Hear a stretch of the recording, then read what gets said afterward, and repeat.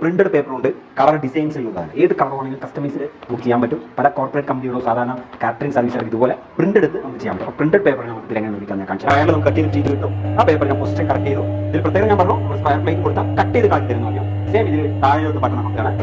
അപ്പൊ പ്രസ് ചെയ്ത് correct size ആയിട്ട് കട്ടാക്കി. അപ്പൊ ഈ കട്ടിങ്ങിൽ അത് പ്രസ് ചെയ്ത് കിട്ടി. ഇനി ഉടനെ നമ്മൾ എന്ത് ചെയ്യാം, ഓൺ ചെയ്യാം.